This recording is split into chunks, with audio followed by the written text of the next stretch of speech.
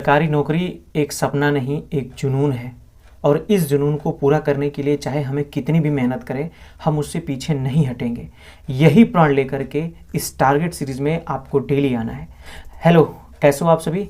आशा करता हूँ बढ़िया और अपनी तैयारी बहुत अच्छे से कर रहे हो। जैसा कि आपको पता है कि हम लोगों ने प्रॉपर 2 दिन का टारगेट सीरीज़ कंप्लीट कर लिया है और हम लोग 45 डेज टारगेट सीरीज़ को प्रण लेकर के 45 डेज हार्ड चैलेंज को एक्सेप्ट किए हुए हैं। तो आज डे 3 है। यदि आप सभी लोग अभी तक नहीं जुड़े हैं तो जुड़ जाइए और पूरी प्रॉपर गाइडेंस के साथ तैयारी कीजिए।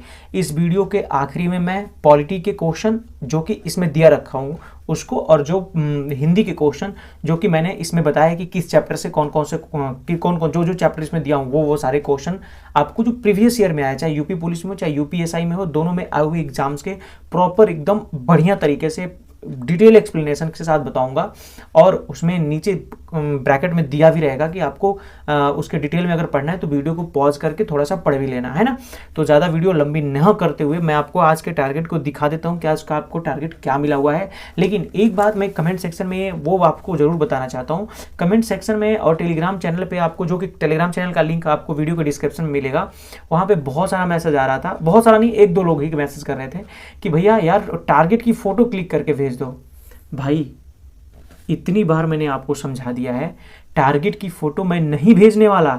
मैं वीडियो रिकॉर्डिंग करके आपको दिखा दे रहा हूं कि ये मैं दिया हूं, इसमें समझा दे रहा हूं कि ऐसे ऐसे करना है। आप लिख नहीं पा रहे हो इसको। आप सोच रहे हो हमें दरोगा बन, आप लिख नहीं पा रहे हो। आप बताओ, आपको लिखने नहीं आता, मतलब लिख नहीं पाओगे आप। आपको 80 क्वेश्चन देता हूं मैं उसको सॉल्व करने के लिए। 40 क्वेश्चन मैथ का उसको देखने के लिए, जो कि कराते हैं राहुल तेवतिया सर। और आपको रीजनिंग के 40 क्वेश्चन करने हैं, आपको हिंदी के प्रैक्टिस करने हैं। कैसे करोगे? आपके पास 5 मिनट समय नहीं है कि इस वीडियो को नोट डाउन कर लो कि मुझे टारगेट में क्या क्या मिला हुआ है। और ये वीडियो सुबह 6 बजे मैं डाल रहा हूँ, उसके बावजूद भी आप नहीं कर पा रहे हो। आपको टारगेट की फोटो चाहिए कि भैया फोटो भेज दो, हम नोट नहीं कर पा रहे हैं। कितने सारे टारगेट, कितने सारे फोटोज और कितने सारे पीडीएफ आपके मोबाइल में पड़े हुए हैं। अगर इतना ही पढ़ लेते तो ये सब बात ही नहीं होती मेरे भाई। आप भी जानते हो, मैंने भी बहुत सारी पीडीएफ जुटा के उसमें रखी है, बहुत सारे फोटोज इसमें रखे हुए हैं। किसी काम के नहीं।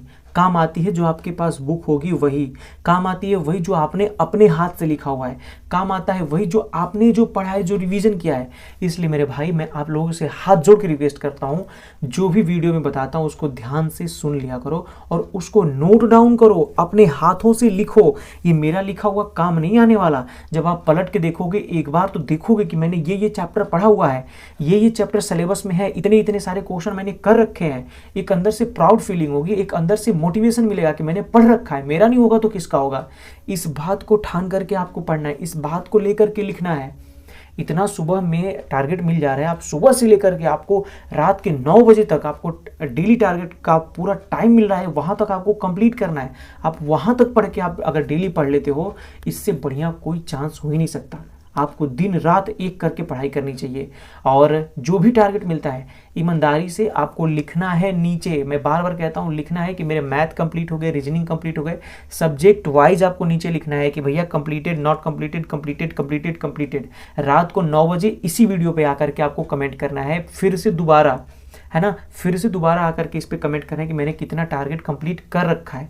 अगर आप उस पर दोबारा कमेंट करते हो, वीडियो पे कमेंट करने में क्या जाता है, मतलब अगर आप कमेंट करते हो इससे मोटिवेशन मिलता है कि जो मैं इतना मेहनत कर रहा हूँ, जो अभी रात के लगभग 2 बज रहे हैं, जैसा कि आपको मैं टाइम अभी दिखा भी दे रहा हूँ। मेरे पास फ़ोन है, आई थिंक, हाँ देखो 1:43 AM हो रहे होंगे, देख लो। तो 1:43 पे मैं ये वीडियो को शूट कर रहा हूँ, मतलब ये बना रहा हूँ और आपको टारगेट अपलोड करने की कोशिश में हूँ कि मैं सुबह में कैसे भी अभी प्रीमियर कर दूँ, सुबह 6 बजे आपको वीडियो। लेकिन फिर भी आप ये हालत कर रहे हो। पढ़ो, बहुत पढ़ना है। और चलो बिना देर के मैं टारगेट सीरीज पे दिखा देता हूँ कि आपको क्या क्या मिला हुआ है। ईमानदारी से फॉलो करके नीचे कमेंट कर। यूपीएसआई टारगेट सीरीज का आज है डे 3।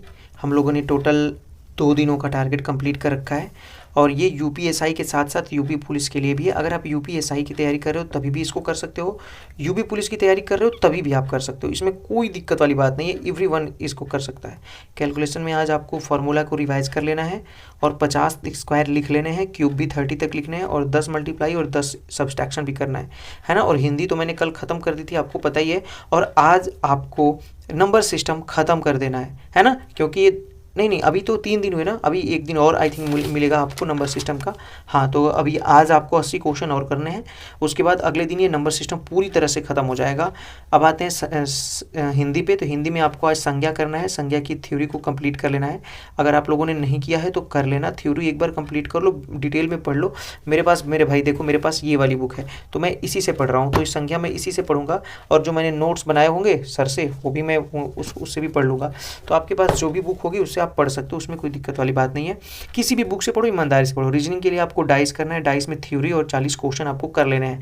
डाइस की पहले थ्योरी भी देखना है, इसकी 40 क्वेश्चन भी करना है। 40 क्वेश्चन कहाँ से करोगे, आपके लिए मैंने प्रॉपर बता रखी है कि आप टेक्स्ट बुक से लगा लो, या रीजनिंग की बुक है पीयूष वार्ष्णेय सर की, या किसी भी टीचर की बुक है, या प्रीवियस ईयर का तो मैंने भेज भी रखा है आपको टेलीग्राम चैनल पर, वहाँ से खोज के कर लो 40 क्वेश्चन। 40 क्वेश्चन जो प्रीवियस ईयर में आए हैं उनको कर लो आप एक बार। मूल विधि में आपको बीएनएस की डे 3 करनी है। डे 3 मतलब कि अब आज फिर आप तीसरा पेज, या पेज से अगर पढ़ रहे हो तो तीसरा पेज पढ़ लो। अगर आप वीडियो देख रहे हो तो वीडियो से तो आई थिंक नहीं हो पाएगा, क्योंकि वीडियो बीएनएस की बहुत ज़्यादा है, तो आपको उसी से पढ़ना पड़ेगा, तो आप वहाँ से पढ़ लो, ठीक है ना। बुक से पढ़ो। अब इसको हिंदी में विलोम आपको करना है। विलोम के 2 पार्ट मैं दूंगा, आज एक पार्ट है, पूरे विलोम आधा पार्ट कर लेना विलोम के, और कल एक दूसरा पार्ट होगा। आज आते हैं साहित्य में भारतेंदु हरिश्चंद्र की सभी लेखनी, यानी सभी क्या क्या लिखे हैं, वो क्या है, वो कौन सी विधा है, इन सबको लर्न कर लेना है, ठीक है। पॉलिटी में आपको संविधान सभा करना है। संविधान सभा आज कंप्लीट कर लेनी है। पूरा जो भी संविधान सभा से क्वेश्चन बनते हैं वो आज मैं इस वीडियो के माध्यम से बताऊंगा भी। लास्ट में जो प्रैक्टिस क्वेश्चन है और जो प्रीवियस ईयर क्या है उसमें मैं करा भी दूंगा, और बाकी आपको अपने से भी करने हैं। RWA के मॉक जो यूट्यूब पे पड़े हुए हैं हिंदी और मैथ के, उसको भी डिटेल में कर लेनी है। एक बार ध्यान से कर लोगे, बहुत सारे क्वेश्चन उससे बनने लगेंगे, है ना। इससे पीछे नहीं हटना है, मन लगा के पढ़ाई करनी है। तो ये रही आज के पूरे टारगेट की फ़ोटो। आप यहाँ से लेकर के पूरा आज कंप्लीट कर सकते हो। लिख लो, आप लिख के नोट डाउन करके आप नीचे लिखा भी करो कि भैया मैंने टारगेट पूरा नोट डाउन किया है और मैंने टारगेट ये कंप्लीट कर लें। क्योंकि आप लिखोगे नहीं तो टिक कैसे लगाओगे कि मैंने ये कंप्लीट किया, मैंने ये कंप्लीट किया, मैंने ये कंप्लीट किया। लिखो तभी होगा, है ना। चलो आप क्लास की तरफ देखते हैं, और बेस्ट क्लास है, बहुत बढ़िया है। आप एक बार कंप्लीट करो इसको, मज़ा आ जाएगा। तो हम लोगों ने टोटल 15 क्वेश्चन कर रखे थे कल पॉलिटी के संविधान सभा से रिलेटेड। आज 16वां क्वेश्चन है, चलिए स्टार्ट करते हैं। भारत के संविधान को 1946 के कैबिनेट मिशन योजना के तहत गठित एक संविधान सभा द्वारा तैयार किया गया था। इस संविधान सभा में संविधान तैयार करने के लिए कितनी समितियां थी? 7, 10, 15, 13। आई थिंक ये क्वेश्चन गलत है, 13 नहीं, यहाँ पे 23 होना चाहिए, है ना। तो टोटल 23 समितियां थी। अब देख लेते हैं एक बार आंसर को। तो संविधान सभा में 1946 में आपको कैबिनेट मिशन के तहत गठित एक संविधान सभा को तैयार किया गया था। इस संविधान सभा में संविधान तैयार करने वाली 23 समितियां थी, जिनमें से 19 जो थी वो छोटी समितियां थी और 8 जो थी वो बड़ी समितियां थी, है ना। कहा ना कि क्वेश्चन गलत लग रहा है मुझे। चलिए, 9 दिसंबर 1946 को नई दिल्ली में संविधान सभा की जो पहली बैठक हुई थी वो संविधान सभागृह में हुई थी, जिसे अब क्या कहा जाता है, जो संविधान सभागृह था उसको आज के दिन पे क्या कहा जाता है? तो आज के दिन कहा जाता है संसद भवन का केंद्रीय कक्ष। आंसर देख लेते हैं। 9 दिसंबर 1946 को संविधान सभा की जो पहली बैठक हुई थी सचिदानंद सिन्हा की अध्यक्षता में, क्योंकि वो अस्थायी सदस्य बने हुए थे। क्यों बने हुए थे? क्योंकि उसमें सबसे ये बूढ़े बुजुर्ग व्यक्ति थे, इसलिए उनको बनाया गया था। बाद में तो राजेंद्र प्रसाद ने 11 दिसंबर 1946 को संविधान सभा के अस्थायी सदस्य निर्वाचित हुए, है ना, जिसको अब संसद का केंद्रीय कक्ष के रूप में जाना जाता है। चलिए क्वेश्चन नंबर नेक्स्ट देख लेते हैं। नेक्स्ट क्वेश्चन कहाँ है? हाँ जी, तो किसने गवर्नर जनरल और प्रदेशों के गवर्नर को संवैधानिक प्रमुख का दर्जा दिया है? किसने, मतलब कौन सा अधिनियम ने, या फिर कैसे क्या है, क्या भारत स्वतंत्रता अधिनियम, या संविधान सभा, या नीति निदेशक, या भारत सरकार अधिनियम? तो इसका आंसर है ए। एक मतलब भारतीय स्वतंत्रता अधिनियम ने 4 जुलाई 1947 को ब्रिटिश संसद में प्रस्तुत किया गया। जो भारतीय स्वतंत्रता अधिनियम है वो 4 जुलाई 1947 को ब्रिटिश संसद में, क्योंकि उस समय तो हम लोग का आज़ादी जो है 15 अगस्त से हुआ, तो 15 अगस्त के बाद तो हमारा भारतीय संसद होगा, उस समय ब्रिटिश संसद ही था, तो उस समय ये पारित हुआ था, और 8 जुलाई 1947 को इसको स्वीकृत किया गया था। बाद में इसके प्रमुख प्रावधानों के तहत भारत और पाकिस्तान 2 डोमिनियन स्टेट की स्थापना तथा दोनों देशों के लिए अलग अलग संविधान सभा का गठन और गवर्नर जनरल तथा प्रदेशों के गवर्नरों को संवैधानिक प्रमुख का दर्जा दिया गया। तो जो संवैधानिक प्रावधान है, जो संवैधानिक प्रमुख का दर्जा मिला है, किससे मिला है? वो भारतीय स्वतंत्रता अधिनियम से मिला है। ये तो क्वेश्चन आसान है, आप कर ही लोगे। तो संविधान सभा का अंतिम सत्र कब आयोजित किया गया था? तो संविधान सभा का जो सबसे अंतिम सत्र था वो 24 जनवरी 1950, है ना। तो और जो 14 नवंबर 1949 को संविधान सभा में doctor Bhimrao Ambedkar the constitution as settled by the assembly be passed प्रस्ताव पेश किया। संविधान के प्रारूप पर पेश इस प्रस्ताव को 26 नवंबर 1949 को पारित किया गया तथा 24 जनवरी 1950 को संविधान सभा की अंतिम बैठक हुई। बाद में इसी समय सभी लोगों ने इस पर हस्ताक्षर भी किए हुए थे। और जो आम चुनाव होते हैं, आम चुनाव 1951 से 1952 में हुए, ठीक है ना। और 26 जनवरी 1950 में तो आप जानते हो गणतांत्रिक देश बन गया था। निम्नलिखित में से कौन सा भारत के संविधान के बारे में सही है, कौन सा सही है? यह भारत या दुनिया के किसी भी संप्रभु देश का सबसे लंबा और लिखित इतिहास है, संविधान है, सॉरी इतिहास कह दिया। भारतीय संविधान को निरस्त कर सकती, जो संसद है क्या संविधान को निरस्त कर सकती है? यह संसदीय सर्वोच्चता प्रदान करता है, संवैधानिक सर्वोच्चता नहीं। क्या ये बात सही है कि ये संसद को सर्वोच्चता प्रदान करता है जबकि संवैधानिक को सर्वोच्चता प्रदान नहीं करता है? कौन सा ऑप्शन सही है? ए सही है, बी सही है, कौन? नो। ये जो संसद जो है संविधान को कभी निरस्त नहीं कर सकती और ये संसदीय सर्वोच्चता प्रदान नहीं करता, ये संवैधानिक सर्वोच्चता प्रदान करता है। मतलब संविधान के अनुसार सभी लोग बराबर हैं, सभी लोग एक समान हैं। हाँ, ये बात है कि ये सबसे बड़ा और लिखित संविधान है कहाँ का? भारत का। ठीक बात है ना। फिर द ब्लैंक्स ने पहली बार देश में प्रत्यक्ष चुनाव की शुरुआत की। इसके द्वारा कुछ सीमित लोगों को उनकी संपत्ति, कर अथवा शिक्षा के आधार पर मताधिकार दिया गया। कह रहे हैं कि किसने पहली बार देश में प्रत्यक्ष चुनाव की शुरुआत की और इसके द्वारा क्या हुआ कि कुछ सीमित लोगों को ही देना हुआ था चुनाव। तो वो था ऑप्शन नंबर डी, भारत सरकार अधिनियम 1919। भारत सरकार अधिनियम 1919 में क्या हुआ कि मॉन्टेगू चेम्सफोर्ड सुधार के नाम से इसको जाना जाता था। इस समय एक प्रत्यक्ष चुनाव की शुरुआत हुई, लेकिन इस अधिनियम में कुछ सीमित लोगों को उनकी संपत्ति, कर, शिक्षा के आधार पर ही मताधिकार प्राप्त है। ये नहीं कि आप अनपढ़ हो तो नहीं देना है। अगर आपके पास शिक्षा नहीं है या आप कर नहीं प्रोवाइड कर रहे हो तभी भी आपको नहीं देना है। संपत्ति अच्छी खासी नहीं है तभी भी आपको गंवार समझा जाता है तो आपको नहीं देना है ना। पढ़े लिखे लोगों को ही देना होता था। तो इसमें मुख्य विशेषताएं क्या थी, एक बार ध्यान से देख लो। कौन सा ये अधिनियम? मॉन्टेग्यू चेम्सफोर्ड अधिनियम 1919। ठीक है। कौन कौन सी इसमें अधिनियम की मुख्य विशेषता थी? इसमें था कि केंद्र में द्विसदनात्मक विधायिका का गठन होना था। ऑप्शन नंबर 2 था कि ऑप्शन नहीं, दूसरा पॉइंट था कि प्रांतों में द्वैध शासन प्रणाली की शुरुआत करना था। पहला था कि द्विसदनात्मक विधायिका का गठन, दूसरा था द्वैध शासन प्रणाली का शुरुआत, तीसरा था लोक सेवा आयोग का गठन। ये बहुत इंपॉर्टेंट है कि किस लोक सेवा आयोग का गठन कब किया गया था? तो 1919 में मॉन्टेग्यू चेम्सफोर्ड अधिनियम के तहत किया गया था।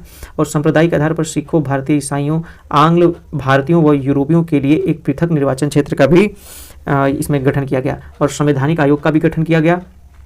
और क्या हुआ? केंद्रीय विधान सभा में वायसराय को अध्यादेश जारी करने की शक्ति भी दी गई। तो ये 6 पॉइंट है, 6 याद कर लेना। कब? 1919 में मॉन्टेग्यू चेम्सफोर्ड अधिनियम में। ठीक है। निम्नलिखित में से कौन सा संविधान सभा के बारे में सही है? कौन सा सही है संविधान सभा के बारे में? तो संविधान का मसौदा तैयार करना ही संविधान सभा का एकमात्र कार्य, क्या एकमात्र कार्य यही था कि संविधान का मसौदा तैयार करना है? एक बार जब संविधान अस्तित्व में आता है तो संविधान सभा भंग कर दी जाती है। क्या एक बार जब संविधान अस्तित्व में आ गया तो क्या संविधान सभा भंग कर दी जाती है? दोनों में से आपके कौन से ऑप्शन है? तो ऑप्शन नंबर सी, केवल आपका बी वाला ही आंसर सही है। यानी कि जो संविधान का मसौदा तैयार करना संविधान सभा का केवल एकमात्र यही कार्य नहीं था, बहुत सारे कार्य थे, है ना, कि उन सभी समानता बनाए रखनी, हर चीज़ क्या इससे लागू होता है, क्या करवाना है, एवरीथिंग। लेकिन हाँ, संविधान सभा ये बात सच है कि जब एक बार अस्तित्व में आ जाता है तो संविधान सभा को भंग कर दी जाती है। कैबिनेट मिशन के तहत 9 दिसंबर 1946 को एक संविधान सभा का गठन किया गया। इसका मुख्य कार्य संविधान का मसौदा तैयार करना था। क्या था? ये मुख्य कार्य था, न कि कुछ, ये मुख्य कार्य था, है ना। किंतु इसके अतिरिक्त इसने कुछ अन्य कार्य भी किए, जैसे कि अधिनियमित कानूनों को निर्णय लेने की प्रक्रिया में शामिल किया गया। इसने मई 1949 को ब्रिटिश राष्ट्रमंडल में भारत की सदस्यता को मंजूरी दे दी और इसके द्वारा राष्ट्रगान, राष्ट्रगीत, राष्ट्रीय ध्वज को अपनाया गया। और ज्ञात है कि 24 जनवरी 1950 को संविधान सभा की अंतिम बैठक हुई एवं संविधान सभा भंग कर दी गई। ठीक है ना। तो संविधान सभा की जो अंतिम बैठक हुई उसके बाद संविधान का कोई वर्क ही नहीं रहा तो संविधान सभा को भंग कर दिया गया। अब आते हैं नेक्स्ट क्वेश्चन में। भारत का संविधान, बहुत अच्छे क्वेश्चन पूछे हैं इस समय संविधान सभा से ही, तो आपको बहुत ध्यान से करना है। भारत के संविधान सभा द्वारा प्रारूपित किया गया था और 16 मई 1946 को कैबिनेट मिशन प्लान के अंतर्गत इसे कार्यान्वित किया गया था। संविधान सभा के सदस्यों का चयन प्रादेशिक असेंबलियों का अनुपातिक प्रतिनिधित्व प्रणाली के एकल हस्तांतरीय मत का प्रयोग किया गया था। उस समय संविधान सभा के सदस्यों की कुल संख्या कितनी थी? क्वेश्चन समझ में नहीं आया होगा, सिंपल से समझ लो कि जब संविधान सभा का प्रारूप तैयार किया गया यानी 16 जनवरी 1946 को कैबिनेट मिशन प्लान के अंतर्गत, तो उस समय संविधान के कुछ सदस्यों को चयन किया गया, प्रादेशिक असेंबलियों को चुना गया, कुछ को एकल प्रतिनिधित्व प्रणाली के साथ चुना गया। तो बताओ उस समय जो सदस्य थे ओवरऑल कितने सदस्य थे जिनको इन सब में चुना गया था? तो ओवरऑल इसमें कितने सदस्य थे? ओवरऑल आपके 389 सदस्य थे। 389 मतलब 389 लोग थे उस समय टोटल। तो भारत का संविधान सभा द्वारा प्रारूपित किया गया था 16 मई 1946 को कैबिनेट मिशन के अंतर्गत इसे कार्यान्वित किया गया।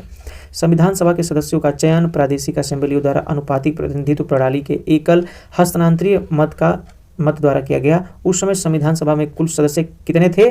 389 थे। और ये देखो कितना बढ़िया क्वेश्चन पूछा है 2017 में, इसीलिए कहा जाता है कि 2017 में बहुत जबरदस्त क्वेश्चन पूछा हुआ था।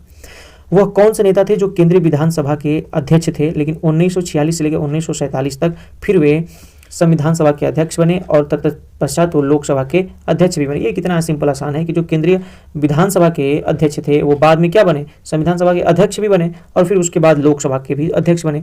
कितना आसान तरीका है इसको बताने का। तो जो जीवी मावलंकर जो थे यही बने थे, वो नेता थे जो केंद्रीय विधानमंडल 1946 और 1947 के बीच में भी बने थे और बाद में संविधान सभा के अध्यक्ष भी बने और बाद में उसके बाद लोकसभा के भी अध्यक्ष बने। तो एक बार संविधान सभा के भी अध्यक्ष बने और बाद में फिर लोकसभा के भी अध्यक्ष बने। ठीक बात है।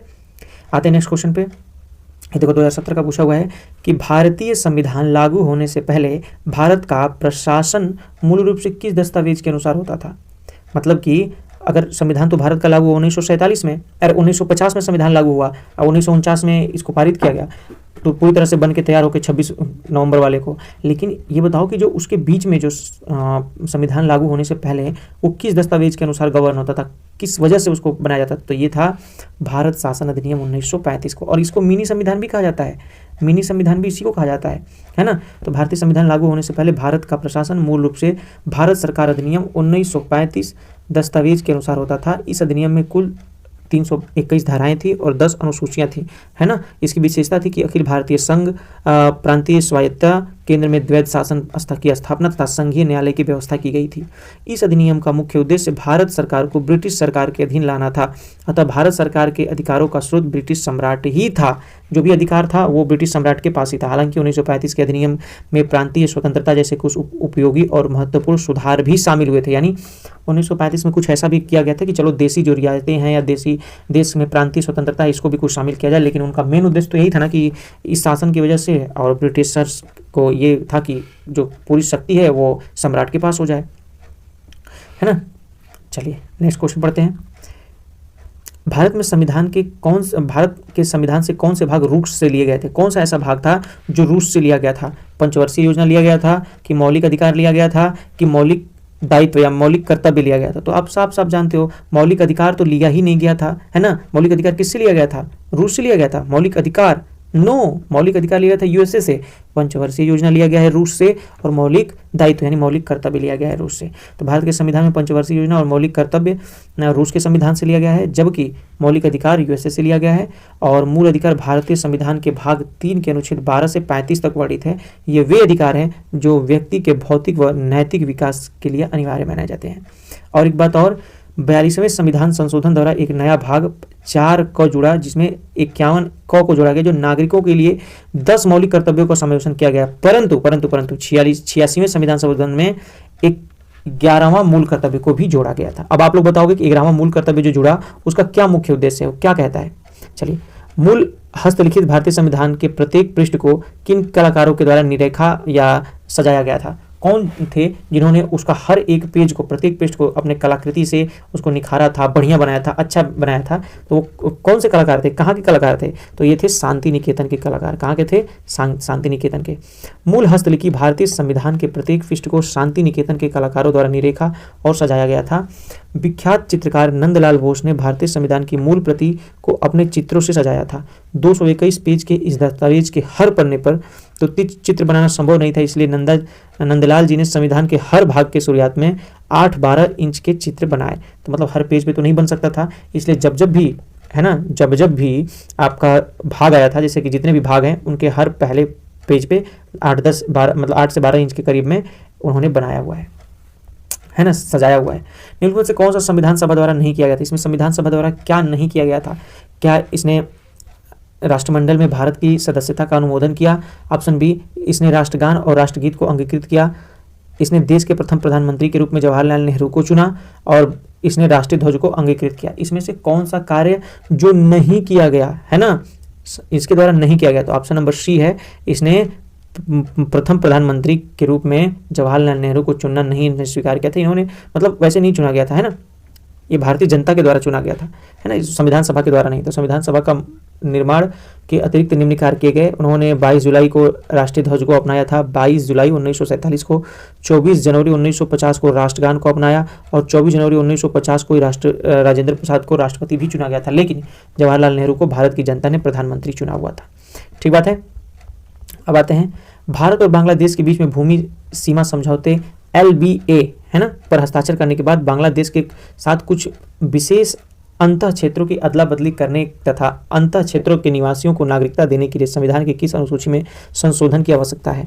अगर कोई, अब तो हो भी चुका है, तो क्योंकि ये 2017 में आया हुआ था तो उस समय कुछ प्रॉब्लम्स थी, बट मोदी जी ने उस समय की शेख हसीना के साथ मिलकर कुछ भूमि का लेन देन किया है।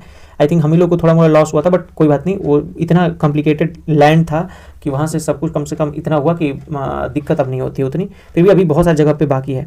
तो किसमें संविधान की संशोधन की जरूरत है, तो आप जानते हो, चाहे किसी भी ज़मीन को भारत के हिस्से में मिलाना हो या कहीं से भी बंटवारा करना हो या लाइन ड्रॉ करना है, तो सब के सब किस में आता है, पहली अनुसूची में, है ना, प्रथम अनुसूची में। ठीक है। और भारतीय संविधान का 100वां संविधान संशोधन अधिनियम इसी विषय से संबंधित है जो 2015 में पास किया जा चुका है। ठीक है ना। अदला बदली के क्षेत्र के लिए भी बांग्लादेश से समझौते को लागू किया जाता है, ये उसी में है। भारत के संविधान का संप्रदाय संसद नए राज्यों को बनाने और कानून बदलते कानून सीमाओं या मौजूदा कानूनों के नाम के उपयुक्त कानून बना, कब बना, ये अनुच्छेद 3 जो है उसमें यही कहता है, भाग 1 का अनुच्छेद 3 जो है वो किसी भी राज्य का निर्माण करता है या फिर वर्तमान राज्यों के नामों में परिवर्तन करता है या फिर कोई बाउंड्री ड्रॉ करने का कार्य करता है। ये सब के सब अनुच्छेद 1 से लेकर के आपको उसके आगे तक मिला हुआ है। जैसे 3 में मेनली इसमें डिसाइडेड है। 1 में कहा गया है कि भारत राज्यों का संघ है, 2 में कहा गया है कि नए राज्यों का प्रवेश और स्थापना, 7 में कहा गया पाकिस्तान को प्रवचन करने के कौन कौन से आपके अधिकार होने चाहिए, क्या क्या नागरिकता लेने के लिए जरूरत है। नए राज्यों का गठन आप जाने बता ही दिया, नए राज्यों का गठन अनुच्छेद 3, बस सिंपल सी बात है, इसमें बताने की जरूरत नहीं है। निम्नलिखित में से किस संघ राज्य क्षेत्र में विधानसभा है, विधानसभा कहाँ पे है, क्या पुडुचेरी में है, क्या चंडीगढ़ में है, क्या दमन और दीव में है, अंडमान निकोबार में है, तो साफ साफ समझिए अंडमान निकोबार में ही क्या है, इन सब में अंडमान निकोबार ये भी आपका केंद्र शासित प्रदेश है, पुडुचेरी भी है, दमन और दीव है और चंडीगढ़ भी है। तो इसमें ऑप्शन पूछा है कि किस संघ राज्य क्षेत्र में विधानसभा है। अच्छा, इसमें पूछा है विधानसभा किस में है, तो विधानसभा केवल और केवल किस में है। अब तो भाई जम्मू कश्मीर में भी विधानसभा हो गई है ना, लेकिन इससे पहले जो था, जब इस समय वो क्वेश्चन पूछा हुआ था, उसमें दिल्ली में और पुडुचेरी में इनमें विधानसभा है और मंत्रियों की मंत्री परिषद भी है, उसमें विधानसभा है। लेकिन आप देखोगे विधानसभा न चंडीगढ़ में है, न इन सब में नहीं है विधानसभा, लेकिन यहाँ पे विधानसभा है ना, विधायक भी लोग बनते हैं। भारतीय संविधान में इस समय कितनी अनुसूचियां हैं, तो भारतीय संविधान में इस समय कितनी अनुसूचियां हैं, टोटल 12 अनुसूचियां हैं। ठीक है ना। पहले तो 395 अनुच्छेद थे, 8 अनुसूचियां थी और 22 भाग थी। अब बाद में संविधान में 4 अनुसूचियों को बढ़ा दिया गया, मतलब 12 अनुसूचियां हैं, लेकिन भाग तो 22 ही हैं और अनुच्छेद भी लगभग इतने ही हैं, कोई ज़्यादा अंतर नहीं है। उसमें पार्ट जुड़े हुए हैं। कौन सा राज्य भारतीय संविधान की 6ठी अनुसूची में उल्लेखित नहीं है। अब हम आई थिंक अब हिंदी पे चलना चाहिए, ज़्यादा हो गया, हम लोगों ने 20 क्वेश्चन के करीब में क्वेश्चन कर लिया है। एक क्वेश्चन और कर लेंगे। तो भारतीय संविधान सभा की 6ठी अनुसूची में किसका जिक्र हुआ है, तो 6ठी अनुसूची में नागालैंड का जिक्र हुआ है। 6ठी अनुसूची में नागालैंड का जिक्र नहीं है जी, सॉरी फॉर दैट, नागालैंड का जिक्र नहीं है। इसमें असम का जिक्र है, मिजोरम का जिक्र है, त्रिपुरा का जिक्र है, बट नागालैंड का जिक्र नहीं है। ठीक है ना। क्यों? क्योंकि 4 जनजातीय क्षेत्रों को माना गया, जिसमें से असम, मेघालय, त्रिपुरा और मिजोरम, ये सब के सब अनुसूची 6 में है, अनुसूची 6 में है। और टोटल बता ही दिया कि 12 अनुसूचियां हैं और नागालैंड का इस अनुसूची में जिक्र नहीं है ना। 4 जनजातीय क्षेत्र हैं, जिसमें से असम, मेघालय, त्रिपुरा और मिजोरम है, बट नागालैंड नहीं है। भारतीय संविधान की किस निम्नलिखित अनुसूचियों में से किसका सही मेल नहीं है। 8वीं अनुसूची में मान्यता प्राप्त भाषाओं की सूची, 9वीं अनुसूची में अधिनियमित और विनियमों के सत्यापन के प्रावधान, 12वीं अनुसूची में नगर पालिकाओं की शक्ति जिम्मेदारियां निहित हैं और 11वीं अनुसूची में अनुसूचित क्षेत्रों के अनुसूचित जनजातियों के प्रशासन व नियंत्रण का प्रावधान। यही गलत है ना, 11वीं अनुसूची में तो ये है ही नहीं। 11वीं अनुसूची में कहाँ है ना। 11वीं अनुसूची में तो आप जानते हो कि 73वां संविधान संशोधन किया गया था, जिसमें पंचायती राज्य संस्थाओं को कार्य करने के लिए 29 विषय प्रदान किए गए थे। इसलिए ऑप्शन नंबर जो डी है वही गलत है, इसलिए ऑप्शन नंबर डी है वही सही है इसके अनुसार, है ना। इसके अनुसार ये बाकी सब तो मेल खा रहे हैं, है ना, लेकिन ये डी जो है वो गलत है, इसलिए ये क्वेश्चन के अनुसार सही है। ठीक है। अब लेकर चलता हूँ आपको हिंदी की तरफ। हिंदी को देखते हैं कि क्या क्या आज क्या क्या खत्म करते हैं। तो हिंदी अभी स्टार्ट हो चुकी है।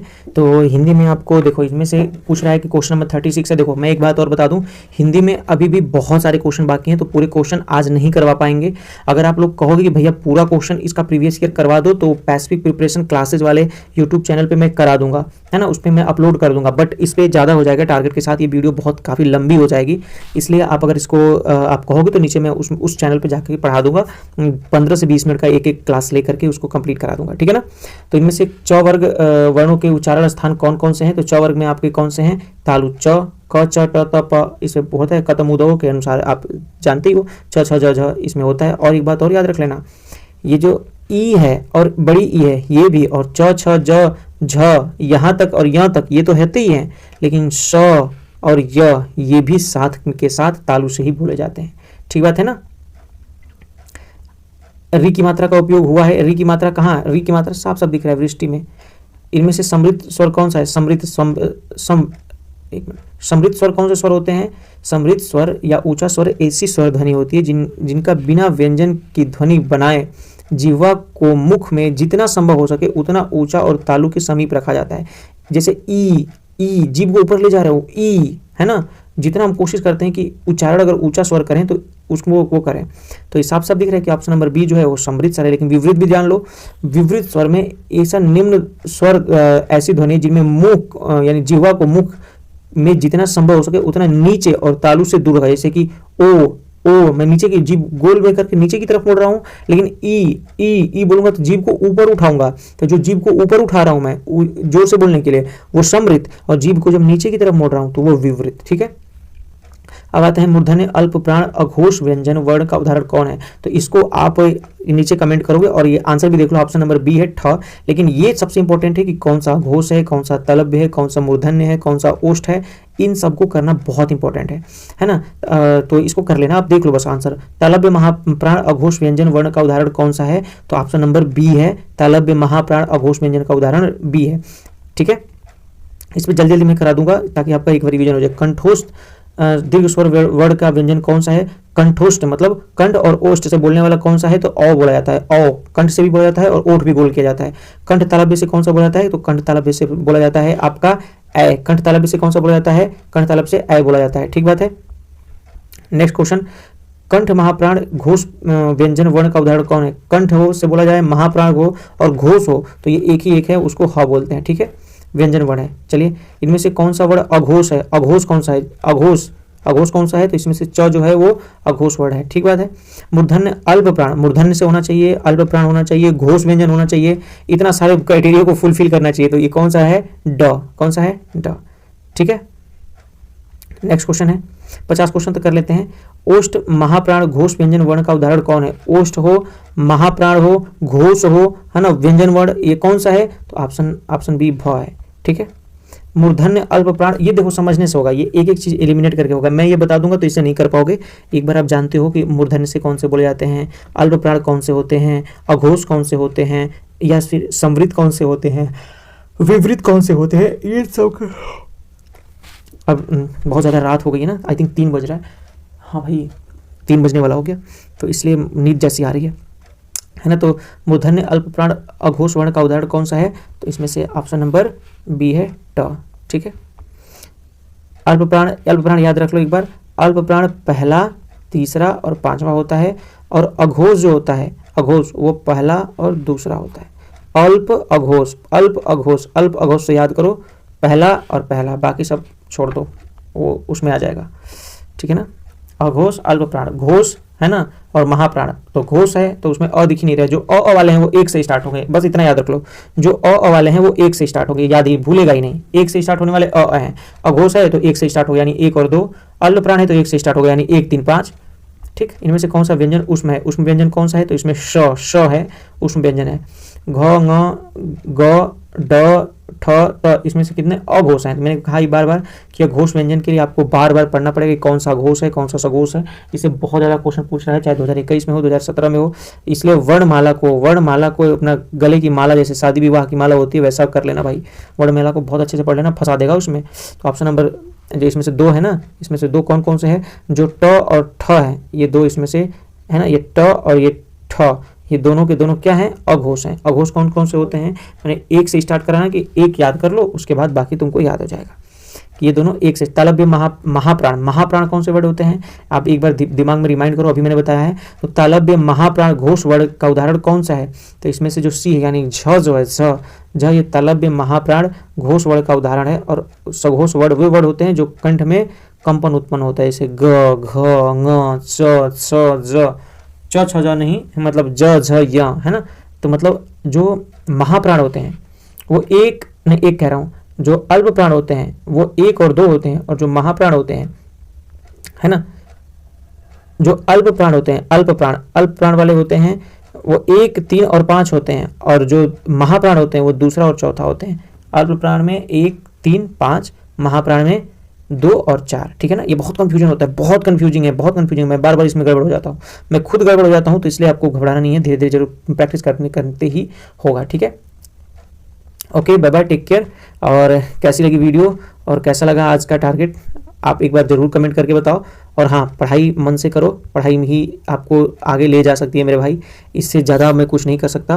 और चलिए, वीडियो को अगर अच्छा लगे, मेहनत अच्छी लगी तो लाइक कर देना, एक प्यारा सा कमेंट ज़रूर कर दो मेरे भाई कि भैया मैंने इतना टारगेट कंप्लीट किया, इतना किया, है ना। चलो भाई, तब तक के लिए थैंक यू, जय हिंद। जय हिंद ज़रूर वीडियो में लिख देना, थैंक यू सो मच।